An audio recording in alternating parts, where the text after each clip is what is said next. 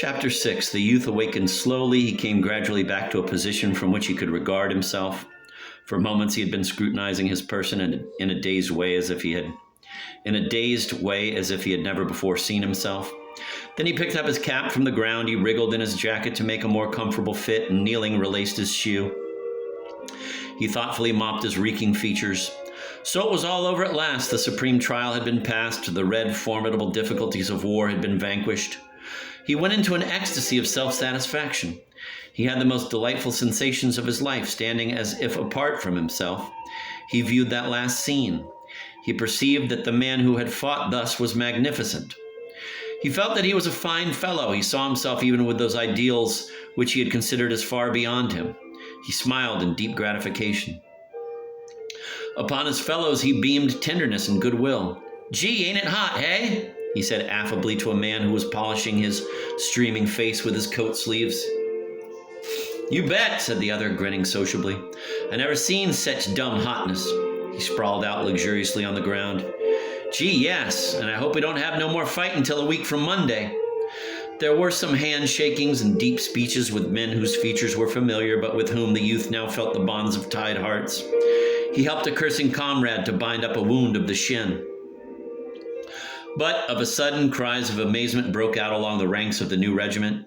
"Here they come again! Here they come again!" The man who had sprawled upon the ground started up and said, "Gosh!" The youth turned quick eyes upon the field. He discerned forms begin to swell in masses out of a distant wood. He again saw the tilted flag speeding forward. The shells, which had ceased to trouble the regiment for a time, came swirling again and exploded in the grass or among the leaves of the trees. They looked to be strange war flowers bursting into fierce bloom. The men groaned. The luster faded from their eyes. Their smudged countenances now expressed a profound dejection. They moved their stiffened bodies slowly and watched in sullen mood the frantic approach of the enemy. The slaves toiling in the temple of this god began to feel rebellion at his harsh tasks. They fretted and complained each to each. "Oh, say, this is too much of a good thing. Why can't somebody send us supports? We ain't never going to stand this second banging. I didn't come here to fight the whole damn rebel army." There was one who raised a doleful cry. "I wish Bill Smithers had trod on my hand instead of me treading on his'n." The sword joints of the regiment creaked as it painfully floundered into the position to repulse. The youth stared. Surely, he thought, this impossible thing was not about to happen. He waited as if he expected the enemy to suddenly stop, apologize, and retire bowing. It was all a mistake. But the firing began somewhere on the regimental line and ripped along in both directions. The level sheets of flame developed great clouds of smoke that tumbled and tossed in the mild wind near the ground for a moment, and then rolled through the ranks as through a gate. The clouds were tinged in earth-like yellow in the sun rays, and in the shadow were a sorry blue. The flag was sometimes eaten and lost in this mass of vapor, but more often it projected, sun-touched, resplendent. Into the youth's eyes there came a look that one can see in the orbs of a jaded horse. His neck was quivering with nervous weakness, and the muscles of his arms felt numb and bloodless. His hands, too, seemed large and awkward, as if he was wearing invisible mittens, and there was a great uncertainty about his knee joints.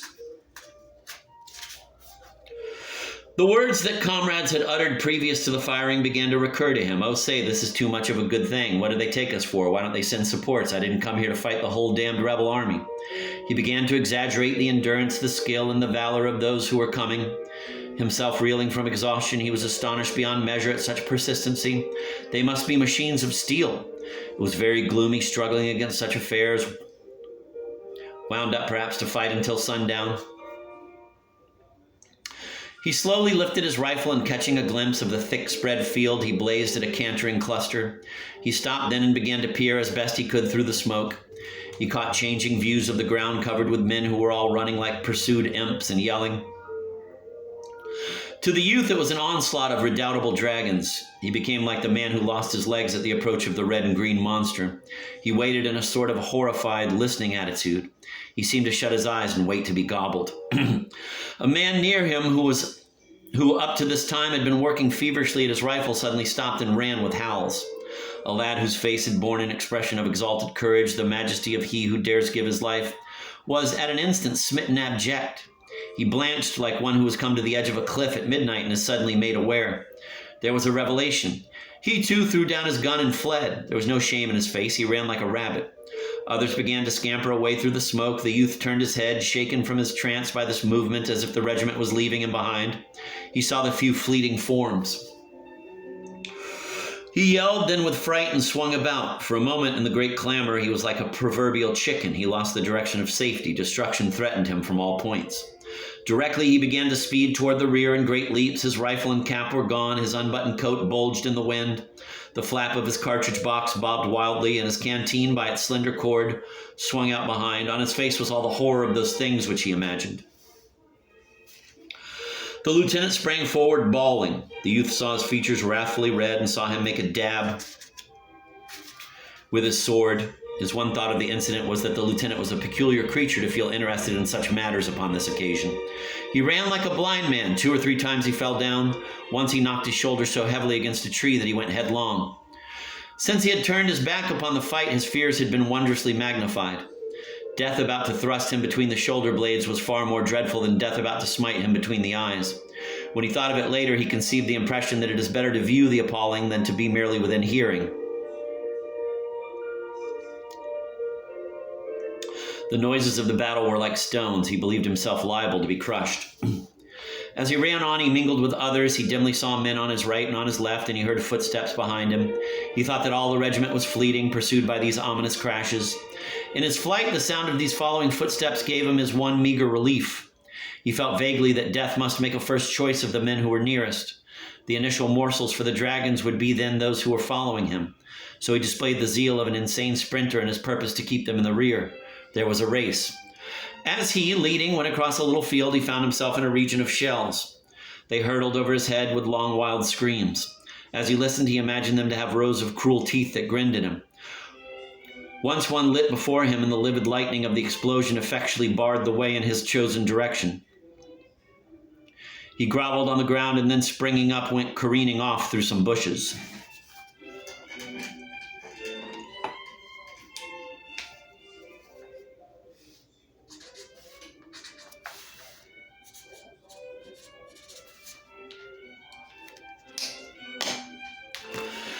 He experienced a thrill of amazement when he came within a view of a battery in action. The men there seemed to be in conventional moods, altogether unaware of the impending annihilation. The battery was disputing with a distant antagonist, and the gunners were wrapped in admiration of their shooting. They were continually bending and coaxing postures over the guns. They seemed to be patting them on the back and encouraging them with words. The guns, stolid and undaunted, spoke with dogged valor. The precise gunners were coolly enthusiastic. They lifted their eyes every chance to the smoke-wreathed hillock from whence the hostile battery addressed them. The youth pitied them as he ran. Methodical idiots, machine-like fools, the refined joy of planting shells in the midst of the other battery's formation would appear a little thing when the infantry came swooping out of the woods. The face of a youthful rider who was jerking his frantic horse with an abandon of temper he might display in a placid barnyard was impressed deeply upon his mind.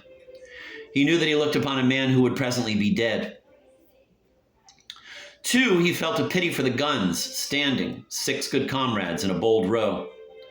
He saw a brigade going to the relief of its pestered fellows. He scrambled upon a wee hill and watched it sweeping finely, keeping formation in difficult places. The blue of the line was crusted with steel color, and the brilliant flags projected. Officers were shouting. This sight also filled him with wonder. The brigade was hurrying briskly to be gulped into the infernal mouths of the war god. What manner of men were they, anyhow? Ah, it was some wondrous breed, or else they didn't comprehend, the fools. A furious order caused commotion in the artillery. An officer on a bounding horse made maniacal motions with his arms. The teams went swinging up from the rear, the guns were whirled about, and the battery scampered away. The cannon, with their noses poked slantingly at the ground, grunted and grumbled like stout men, brave but with objections to hurry.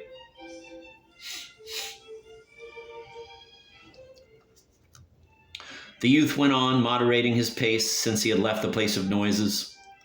Later he came upon a general of division seated upon a horse that pricked its ears in an interested way at the battle. There was a great gleaming of yellow and patent leather about the saddle and bridle. The quiet man astride looked mouse-colored upon such a splendid charger. A jingling staff was galloping hither and thither. Sometimes the general was surrounded by horsemen, and at other times he was quite alone. He looked to be much harassed. He had the appearance of a businessman whose market is swinging up and down.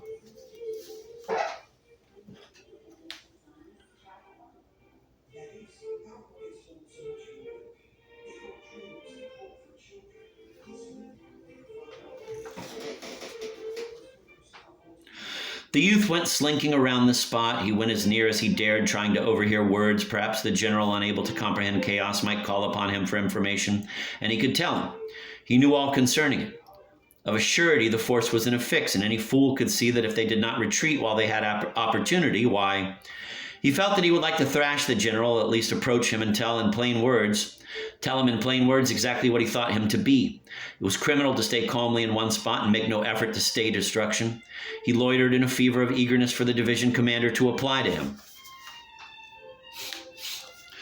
As he warily moved about, he heard the general call out irritably, "Tompkins, go over and see Taylor and tell him not to be in such an ill-fired hurry. Tell him to halt his brigade in the edge of the woods. Tell him to detach a regiment. Say, I think the center will break up. Say, I think the center will break if we don't help it out some. Tell him to hurry up."